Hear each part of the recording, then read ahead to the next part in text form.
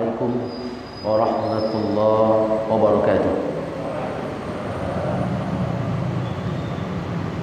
Alhamdulillahilladzi ballaghana syahra Ramadan, syahra siyam, wa syahra al-qiyam, wa syahra al-Qur'an, wa syahra al-ta'am. Summa salatan wa salaman ala khairi khalqillah Muhammadin sallallahu alaihi wasallam wa ala alihi wa sahbihi ajma'in. Kaum muslimin dan muslimat, jamaah yang dimuliakan oleh Allah Subhanahu wa taala. Pertama, kita bersyukur kepada Allah Subhanahu wa taala, syukur yang sedalam-dalamnya. Alhamdulillah, kita termasuk orang-orang yang diperkenankan oleh Allah Subhanahu wa taala berjumpa dengan bulan Ramadan. Alhamdulillahilladzi bi ni'matihi tatimmu shalihat. Segala puji bagi Allah Subhanahu wa taala, dengan nikmat Allah kita berjumpa dengan Ramadan. Berapa banyak orang menginginkan untuk berjumpa dengan Ramadan tetapi tidak diperkenankan oleh Allah Subhanahu wa taala. Berjumpa dengan Ramadan ini bukan bicara fisik, bukan bicara umur. Berapa banyak orang yang fisiknya kuat, umurnya masih muda, tetapi tidak diperkenankan berjumpa dengan bulan Ramadan. Alhamdulillah, ini adalah nikmat yang luar biasa yang perlu kita syukuri. Mudah-mudahan Allah Subhanahu wa taala senantiasa memberikan taufik dan hidayahnya kepada kita. Amin amin ya rabbal alamin. Salawat dan salam kita aturkan buat Nabi kita Muhammad sallallahu alaihi wasallam. Allahumma salli ala Muhammad wa ala ali Muhammad.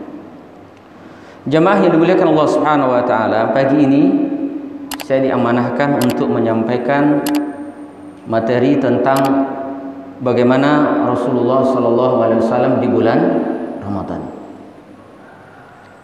Jamaah yang dimuliakan Allah Subhanahu wa taala, sebagaimana yang kita maklumi, bulan Ramadan ini adalah bulan yang spesial, yang istimewa di hati Rasul sallallahu alaihi wasallam, dan spesial di dalam hati kita.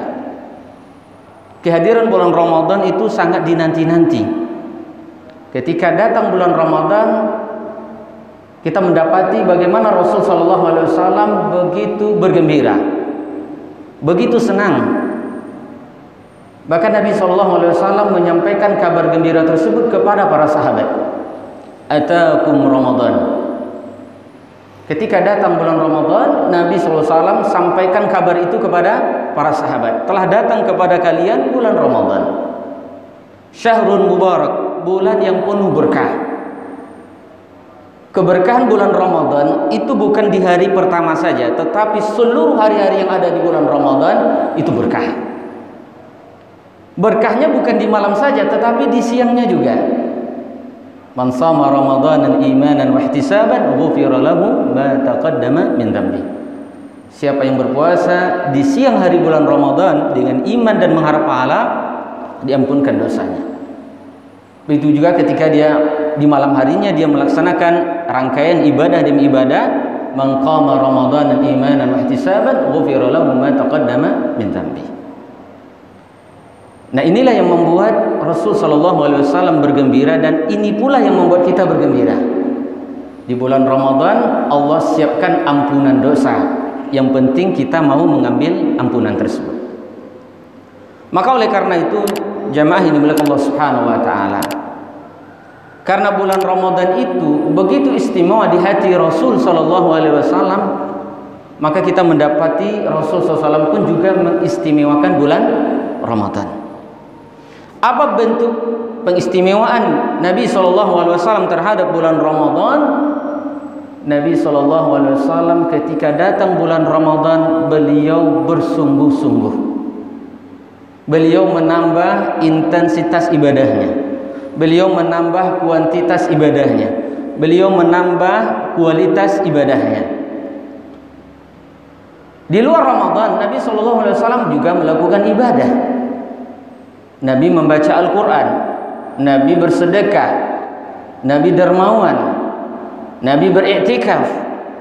Tapi ada satu nuansa yang berbeda ketika datang bulan Ramadan, Nabi menambah kesungguhannya. Makanya ketika bulan Ramadan Nabi SAW beliau dermawannya luar biasa. Di luar Ramadan Nabi SAW dermawan. Sebagaimana dikatakan Ibn Abbas, karena Nabi SAW ajwadan nas. Nabi itu beliau adalah orang yang dermawan. Tapi bila mana masuk bulan Ramadan lebih dermawan lagi. Nah begitu kita seharusnya di luar Ramadan kita dermawan, di dalam Ramadan lebih lagi. Atau di luar Ramadan bakhil. Taruhlah jarang bersedekah, jarang berinfak. Sudah ketika datang bulan Ramadan jangan bakhil lagi. Karena ini adalah kesempatan yang luar biasa Allah siapkan kepada kita. Allah lipat gandakan amalan kita. Dan juga kita melihat bagaimana Rasulullah SAW juga membaca Al-Quran di luar Ramadan, ya, di dalam Ramadan lebih banyak lagi. Beliau mengkhatamkan Al-Quran setiap malam. Nabi SAW setoran hafalan dengan Jibril. Maka kita juga seperti itu di bulan Ramadan ini, kita memperbanyak membaca Al-Quran, bahkan kita mengkhatamkan Al-Quran. Minimal Pak, Bu, dalam bulan Ramadan ini kita punya target.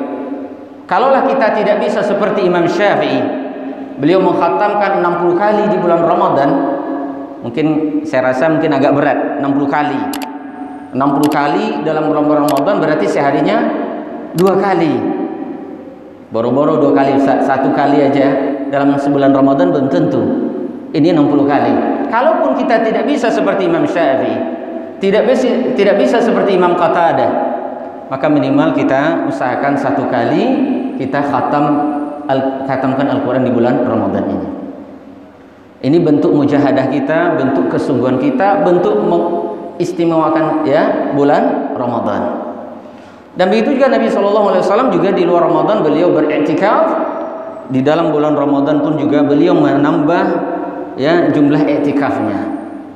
Kalau biasanya iktikafnya dari selesai subuh sampai terbit matahari, ketika bulan Ramadan terutama di 10 hari terakhir beliau iktikafnya ya 10 hari terakhir. Karena Nabi SAW ya'takifu al-ashr al-awakhir.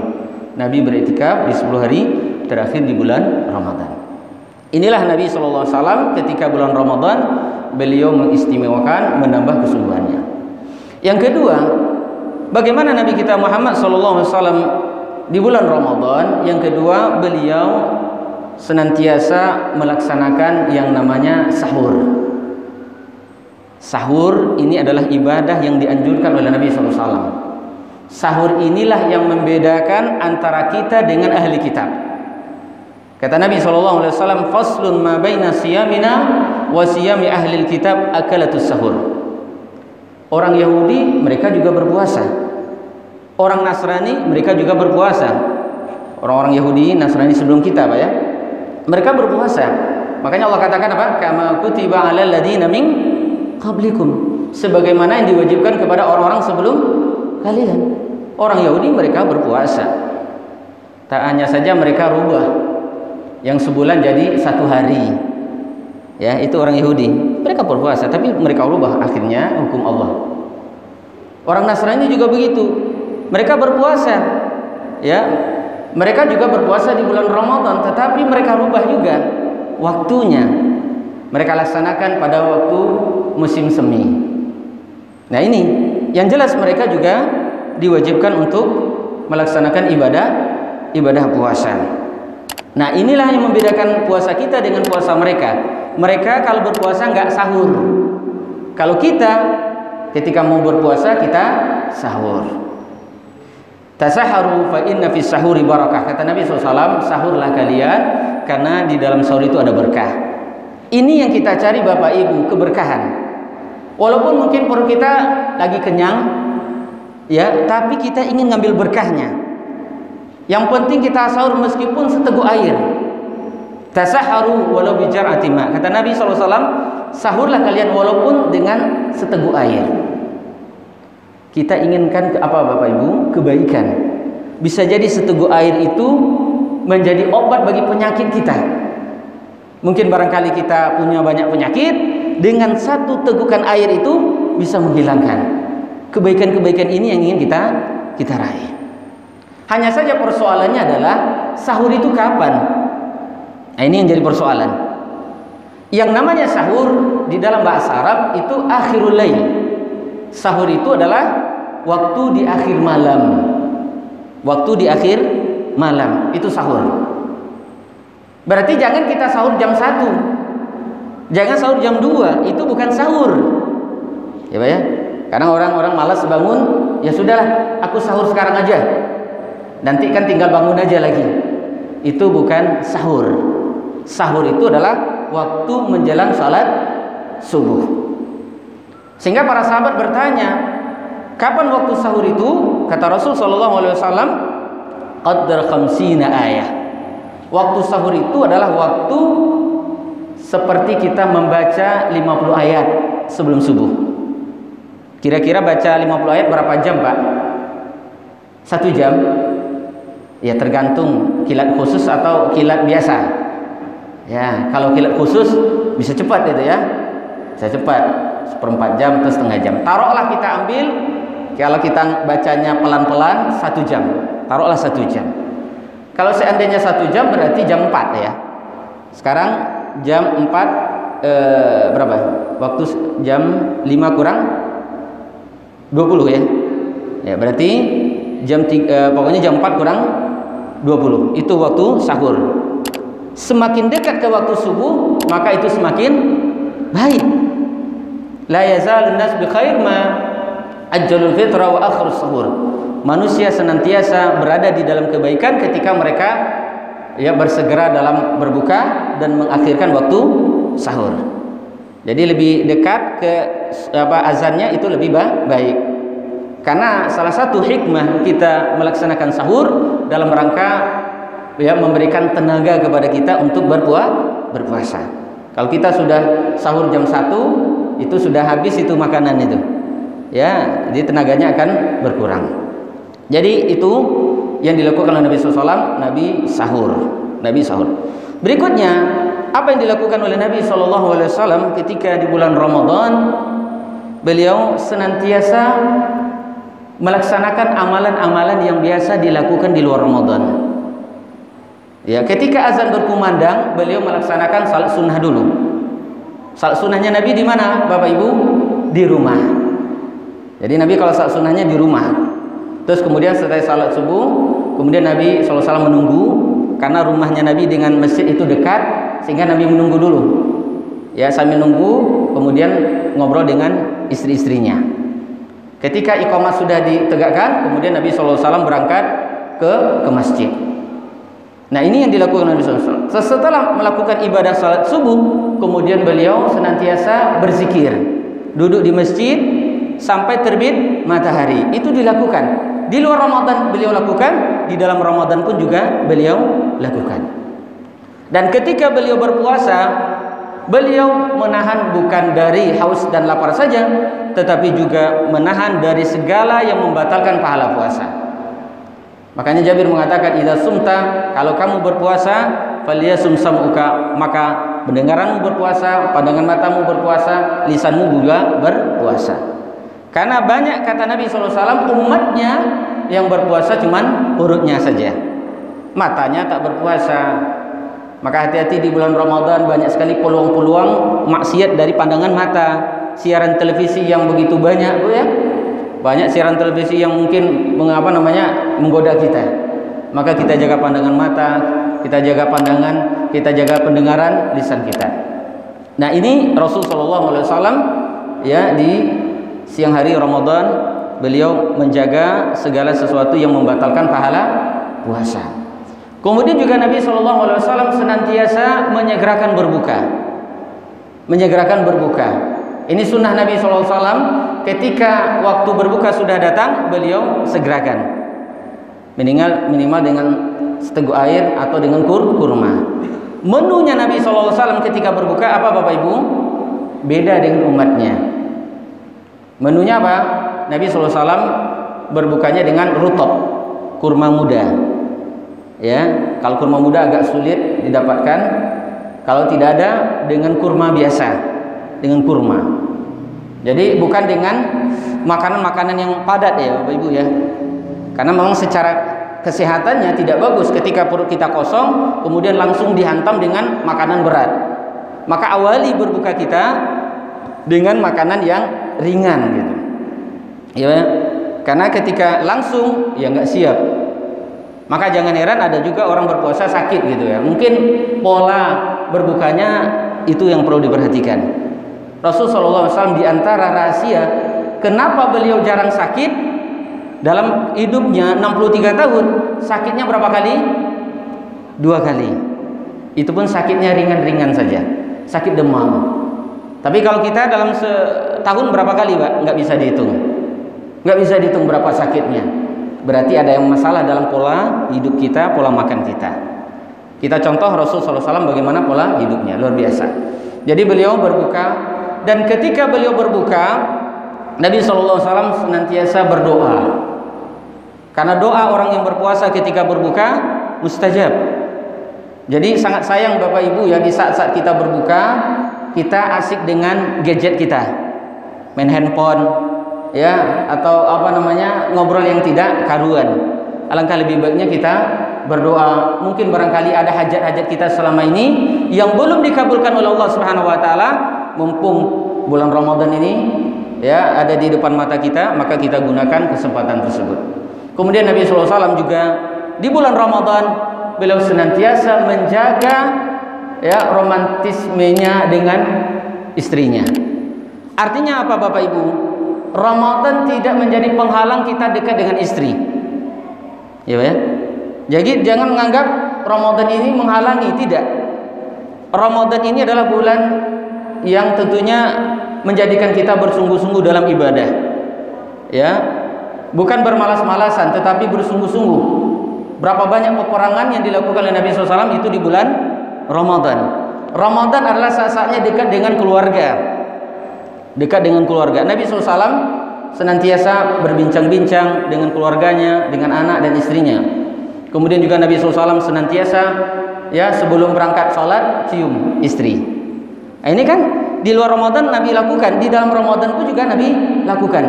Jadi hubungan itu tetap dijaga. Ya, ini Rasulullah SAW di bulan Ramadan beliau senantiasa menjaga hubungannya dengan Allah Subhanahu wa taala dan menjaga hubungannya hablum minan nas. Maka oleh karena itu jamaah yang dimuliakan Allah Subhanahu wa taala, ya mari kita lihat Rasulullah SAW di dalam bulan Ramadan beliau betul-betul bersungguh-sungguh bermujahadah, bahkan juga beliau di dalam salat malamnya luar biasa. Ini menjadi pelajaran bagi kita bagaimana Rasulullah SAW ketika salat malam itu beda kualitasnya, beda kualitas ibadahnya. Nabi SAW ketika di bulan Ramadan beliau membaca dalam satu rakaat 3 surat. Ini kualitas nih Pak ya. Berapa surat Pak dalam satu rakaat? 3 surat. Surah Al-Baqarah, Ali Imran, An-Nisa. Ini satu rakaat ini. Jadi ada seorang sahabat datang ke rumah Nabi SAW ingin berjumpa dengan Nabi. Ketika itu Nabi sedang salat malam ini di bulan Ramadan. Ditunggu ya, mungkin Al-Baqarah selesai, mungkin ruku. Ternyata tidak.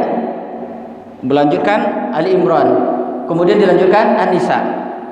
Dan setelah Rasul membaca surah An-Nisa, Nabi ruku, dan lamanya ruku Nabi sama persis dengan membaca 3 surat itu.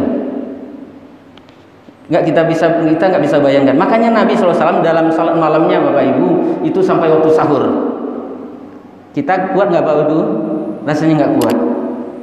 3 surat dibaca dalam satu rakaat. Rakaatnya banyak, kalikan saja. Maka Nabi SAW rukuknya lama, sujudnya lama, dan seterusnya. Ya, kalau kita terapkan ini tentu kita belum siap. Saya khawatir kalau diterapkan di sini banyak yang tidur nanti. Ya nggak bangun-bangun. Ya, atau jatuh mungkin. Ya, tapi begitulah Rasulullah SAW di bulan Ramadan. Ibadahnya betul luar biasa. Jadi yang penting Bapak Ibu di bulan Ramadan ibadah itu berkualitas, itu yang penting. Kita tidak bicara banyak rakaat tarawihnya. Walaupun di sini beda pendapat ulama ya. Ada yang mengatakan 11, 13, 23, 36. Kita tidak melihat kepada jumlah rakaat tarawih, yang kita lihat kualitasnya. Apa gunanya kita melaksanakan salat tarawih 36 rakaat tapi ngebut. Dan ini biasa viral ya setiap tahun.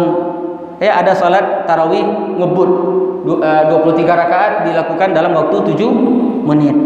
Sepertinya main-main saja. Rukuk sebentar, kemudian tidak sebentar, ya kayaknya main-main gitu. Nah, Rasulullah SAW tidak seperti itu. Rasulullah SAW betul-betul luar biasa. Inilah Bapak Ibu yang berkat Allah Subhanahu Wa Taala, ya Rasul kita Muhammad SAW di bulan Ramadan, beliau betul-betul mengistimewakan, mengagungkan datangnya bulan Ramadan, dan kita tentunya juga mengikuti sunnah kita, sunnah Nabi kita Muhammad SAW. Insya Allah, ketika setiap sunnah-sunnah Nabi kita laksanakan, maka setiap sunnah itu ada pahala. Bahkan bukan perkara yang ibadah saja, perkara yang mubah saja Bapak Ibu itu pahala. Makan kita seperti makan Nabi, pahala. Duduk kita seperti duduk Nabi, pahala. Semuanya bisa jadi pahala. Amalan-amalan mubah kalau itu diniatkan untuk mengikuti Nabi SAW dapat pahala. Maka jangan heran umat Nabi Muhammad itu semuanya masuk surga kecuali yang enggan. Yang enggan siapa? Yang enggak mau menjalankan sunnahnya Nabi SAW. Barangkali ini saja, mudah-mudahan bermanfaat. Subhanakallahumma bihamdika asyhadu an la ilaha illa anta astaghfiruka wa atubu ilaik. Wassalamualaikum warahmatullahi wabarakatuh.